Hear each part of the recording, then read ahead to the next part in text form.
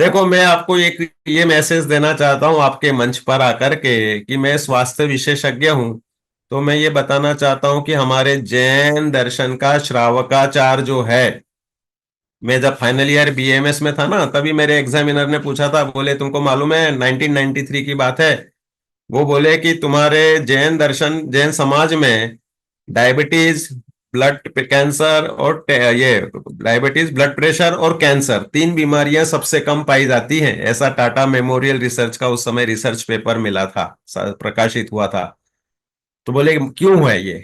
तो मैंने बोला कि साहब, हम लोग 8 मूल गुण पालते हैं, खूब नियम संयम पालते हैं, और रोज वंदना पूजा स्वाध्याय धर्म ध्यान करते हैं, तो हमारा मेंटल सेटिस्फेक्शन रहता है और खाने पीने में भी शुद्धता रहती है। बोले बिल्कुल यही है रीजन। तो हमारे श्रावकाचार का हमें गर्व होना चाहिए। चिकित्सा की जरूरत ही नहीं पड़े, ऐसा हमारा चरणानी योग का श्रावकाचार है। अपने श्रावकाचार के 30 ग्रंथ मिलते हैं लगभग, और उनमें काफी डिटेल में वर्णन आ जाता है, क्या खाना चाहिए, क्या नहीं पीना चाहिए, कैसे उससे हमारा अपने आप ही अंतरंग स्वास्थ्य, तो आत्मा के समीप होना और शांति का वेदन करना, क्योंकि वो जीव दया का जो हमारा पुण्य बनता है, उससे हमारा शरीर वह नियम से स्वस्थ रहता है, निरोग रहता है।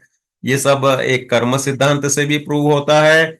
और ये तो एक सामान्य लॉजिक है कि आज हम जिसके साथ जो कर रहे हैं, कल हमारे साथ कोई करे तो उसमें हमें कोई शिकायत नहीं होनी चाहिए। आज हम किसी जीव को मार रहे हैं, उन्हें दबा रहे, पिटा रहे, पका रहे, उबाल रहे, कर रहे कुछ, तो उस रूप से हमें भी कर्म बनता है और उस रूप तकलीफ होती है। तो मैं ये मैसेज देना चाहूंगा कि जैन चरणानियों के ग्रंथों के अनुसार आप जीवन शैली अपनाएंगे तो जीवन भर आपको औषधि नहीं लेनी पड़ेगी, शरीर स्वस्थ रहेगा। और इसके सिवाय मेंटल पीस और जो अपना आत्मानुभूति है, ये तो सब मानसिक चिकित्सालय है।